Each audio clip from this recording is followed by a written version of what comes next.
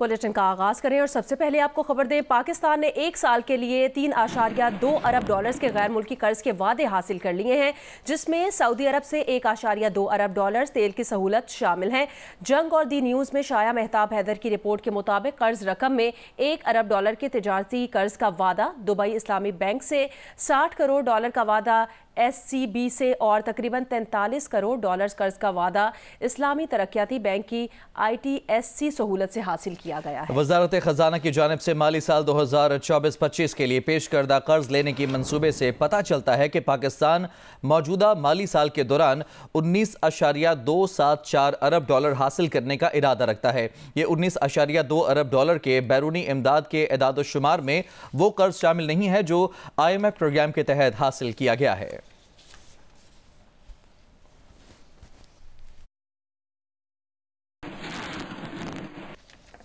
7 अक्टूबर के तूफानुल अक्सा को 1 साल मुकम्मल होने पर इसराइल पर 3 अतराफ से रॉकेट और ड्रोन हमले किए गए। हिजबुल्लाह ने तल अबीब में इसराइली इंटेलिजेंस यूनिट को 5 रॉकेटों से निशाना बनाया। शमाली इसराइल के 3 मुख्तलिफ इलाकों में भी इसराइली फोर्सेस पर रॉकेट दागे गए। इसराइल के शदीद हमलों के बावजूद सिर्फ पीर को हिजबुल्लाह ने इसराइल पर 120 रॉकेट और मिसाइल दागे। हमास ने गजा से रॉकेट और यमन के हूसियों ने बैलिस्टिक मिसाइल और ड्रोन से इसराइल पर हमले किए। बैलिस्टिक मिसाइल हमले के बायस तल अबीब का बेन गोरियन एयरपोर्ट आर्जी तौर पर बंद कर दिया गया। लेबनान, गजा और शाम पर इसराइली हमले जारी हैं। गुज़श्ता 24 घंटों में इसराइल ने गजा पर बमबारी करके 72 फलस्तीनी शहीद कर दिए।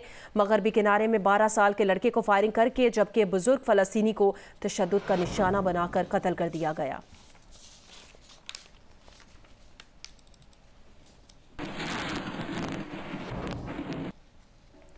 फ़लस्तीन से इजहार यकजहती के लिए ईवान सदर में होने वाली ऑल पार्टीज कॉन्फ्रेंस का मुश्तरका एलामिया जारी कर दिया गया है। मुश्तरका एलामिया में कहा गया है कि हम फ़लस्तीन और कश्मीर के अवाम के नाकाबिले तनसीख हक के खुद इरादियत के लिए अपनी गैर मुतज़लज़ल हिमायत का इजहार करते हैं। तमाम सियासी जमातें इसराइली अफवाज के ज़ेर कब्ज़ा फ़लस्तीनी इलाकों से इनखला और तनाज़े के पुरअमन और मुज़ाकराती हल का मुतालबा करती हैं। मुश्तरका एलामिया में कहा गया है कि हम इसराइल की तरफ से फ़लस्तीनियों के खिलाफ जारी वहशियाना जारहियत और नस्ल कुशी पर अपनी गहरी तशवीश का इजहार करते हैं। हालांकि इस्लामी ताउन तंजीम, अक़वाम मुत्तहिदा की जनरल असम्बली, सलामती कौंसिल, बैनुल अक़वामी अदालत इंसाफ और आलमी बरादरी की तरफ से जंग बंदी की मुतअद्दिद बार अपीलें की जा चुकी हैं। APC इसराइली हमलों की मजम्मत करती है। फ़लस्तीनी अवाम पर मजालिम के फौरी और गैर मशरूत खात्मे, जंग बंदी, गजा के मुहासरे के खात्मे, बिला रोक टोक इंसानी और तिबी इमदाद की फराहमी और इसराइल को बैनुल अक़वामी कवानीन, जंगी जराइम और नस्ल कुशी के अमल के लिए जवाबदेह ठहराने का मुतालबा करती है। APC ने इस्लामी ताउन तंजीम से मुतालबा किया कि फ़लस्तीन में इसराइली जारहियत और इसके इलाकाई अमनो सलामती पर असरात पर बहस के लिए एक हंगामी सरबराही इजलास बुलाया जाए।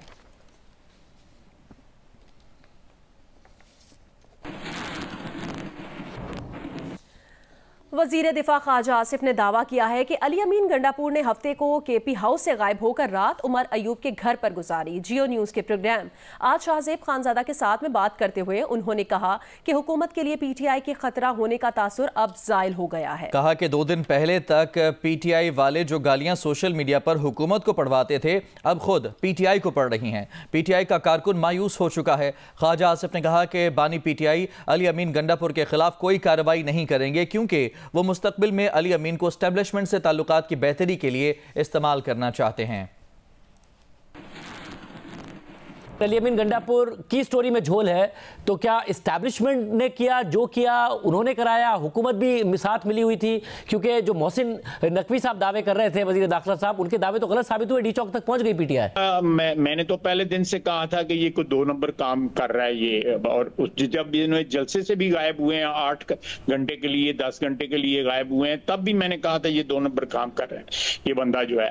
और ये वहां से निकले हैं, गाड़ी में निकले हैं, रिपोर्टरली कहते हैं डिक्की में बंद थे।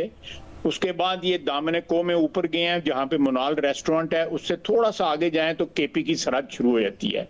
वहां से ये हरीपुर में दाखिल हुए हैं।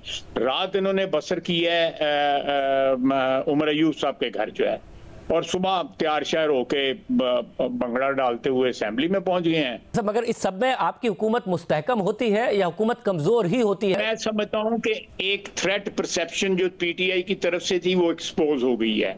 एक थ्रेट थी ना, एक हवा था, एक वो था कि हम आ रहे हैं, हम जा रहे हैं, हम ये कर रहे हैं, हम वो कर रहे हैं। आप सोच नहीं सकते कि सोशल मीडिया के ऊपर क्या क्या लोगों ने, इनके अपने वर्करों ने, जो कल तक हमें गालियां दे रहे थे, वो इनको गालियां दे रहे हैं। लेकिन मुझे शक है ये कि अमीन गंडापुर के खिलाफ कोई कार्रवाई जो है इमरान खान नहीं करेंगे। इमरान खान जो है ना, उसने कोई ना कोई गुंजाइश अपनी रखनी है कि मैं एस्टेब्लिशमेंट के साथ जो है कोई सिलसिला जो है वो स्टार्ट करूं। के पास ये कार्ड है जिसका नाम गंडापुर है कि इसके जरिए को पैगाम रसानी क्योंकि पहले भी हुई है, और वो चाहेंगे कि मैं कल जो है अगर कोई माफी तलाफी का मौका आ गया या पाँव पड़ने का मौका आ गया तो हो सकता है गंडापुर के जरिए मैं पाँव पड़ जाऊं। इन्होंने फलस्तीन के ऊपर जो है पीटीआई ने बाइकआउट कर दिया है, वो शिरकत नहीं की, बावजूद इस बात के इन्वाइट किया गया था, और उसमें तो पाकिस्तान की सारी पार्टियां जो है ना उन्होंने शिरकत की है। इसका इनिशिएटिव जमात इस्लामी का था। आप हिसाब लगा लें कि इनका फलस्तीनियों के साथ क्या तल्लक है।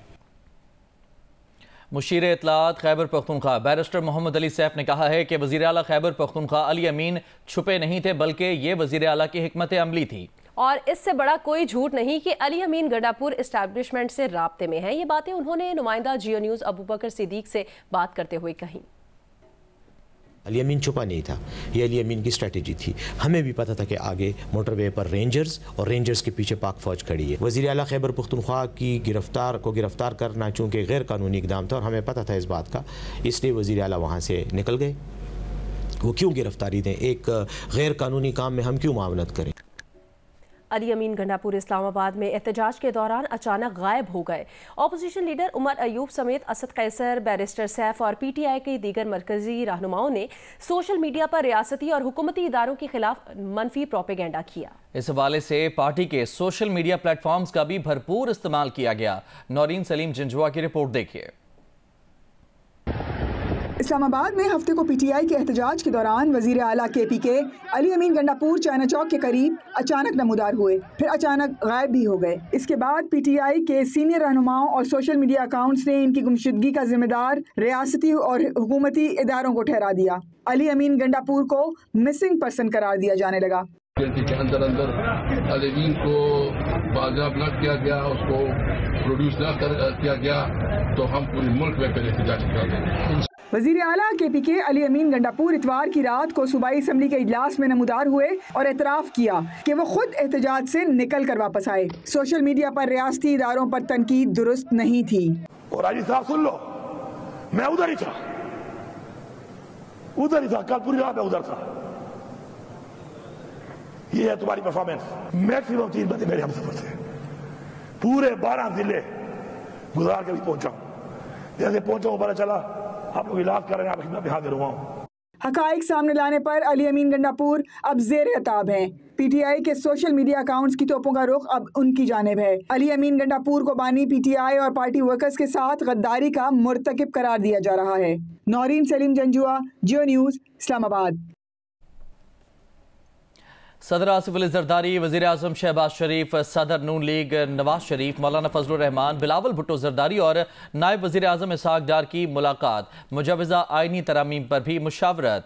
ज़राए के मुताबिक मौलाना फजलुर रहमान ने तंजीम के बगैर अकेले फैसला नहीं कर सकता। मुजवज़ा तरमीम के लिए JUI ने अपना 80% मुसव्वदा तैयार कर लिया है। ज़राए का कहना है नून लीग और पीपल्स पार्टी की मुज़ाकराती टीम जल्द मौलाना फजलुर रहमान की कानूनी टीम से मुशावरत करेगी।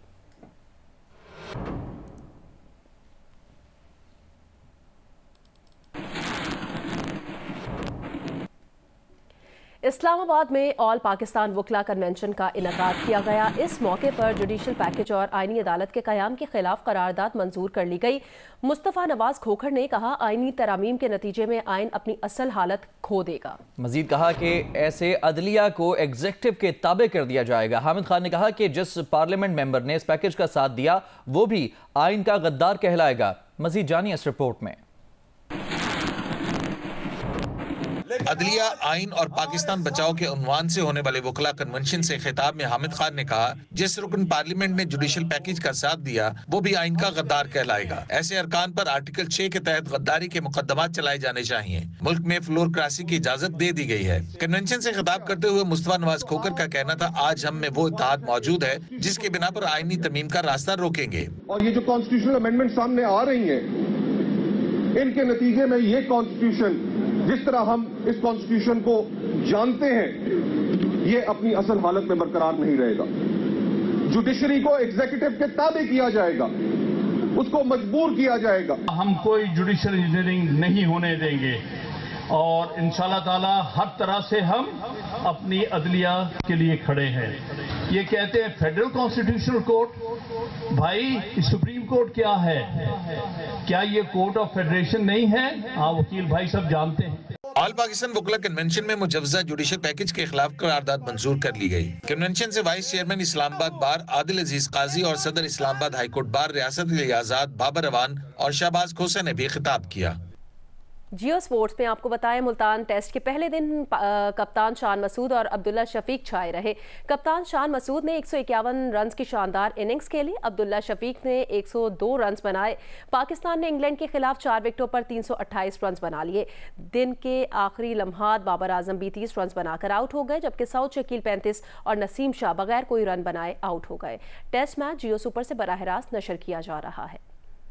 टेस्ट के पहले दिन पाकिस्तान ने टॉस जीतकर बैटिंग का फैसला किया। ओपनर साइम अयूब 4 रन बनाकर पवेलियन लौट गए। फिर शान मसूद और अब्दुल्ला शफीक ने पार्टनरशिप लगाई। खास तौर पर कप्तान शान मसूद ने जारहाना अंदाज अपनाते हुए 10 चौकों और 2 छक्कों की मदद से कैरियर की 5वीं सेंचुरी स्कोर की। अपनी इनिंग्स के दौरान शान मसूद ने टेस्ट क्रिकेट में 2000 रन भी मुकम्मल किए। अब्दुल्ला शफीक 102 रन बनाकर आउट हुए तो दोनों के दरमियान 253 रन की शराकत का खात्मा हुआ।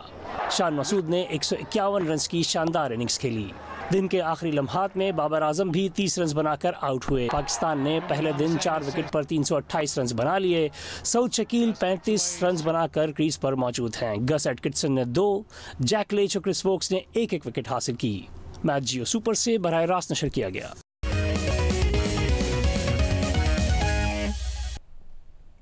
पाकिस्तान के ओपनिंग बैटर अब्दुल्ला शफीक का कहना है कि मुल्तान का मौसम खासा गर्म है। यहाँ की पिच वक्त के साथ चैलेंजिंग बनती जाएगी, स्पिनर्स को मदद मिलेगी। इंग्लैंड के बॉलिंग कोच चेतन पटेल ने कहा कि पिच पर उनके अंदाजे के मुताबिक पेस नहीं है, लेकिन रद्दोबदल होने की तवक्को है। दूसरी जानब इंग्लैंड के साबिक कप्तान माइकल वॉन और केविन पेटरसन ने पिच पर तनकीद की।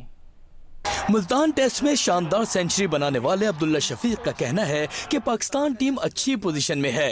मैनेजमेंट और कप्तान का शुक्रिया जिसने उन पर एतमाद किया। ओपनिंग बैटर ने कहा कि मुल्तान का मौसम खासा गर्म है।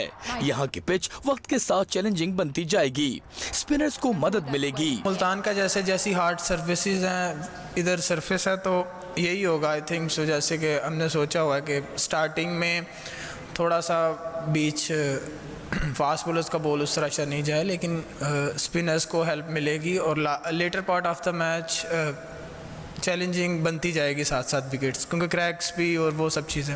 इंग्लैंड के बॉलिंग कोच चेतन पटेल का कहना है कि वो चीज़ों को मजबूत अंदाज में ले रहे हैं। मुल्तान की पिच पर उनके अंदाजे के मुताबिक पेस नहीं, लेकिन वक्त के साथ रद्दोबदल होने की तवक्को है। क्रिस वोक्स ने उम्दा बॉलिंग की। जैक लीच वक्फे के बाद टीम में वापस आए हैं, उन्होंने भी अच्छी बॉलिंग की। दूसरी जानिब इंग्लैंड के साबिक कप्तान माइकल वॉन और केविन पेटरसन की मुल्तान की पिच पर तनकीद।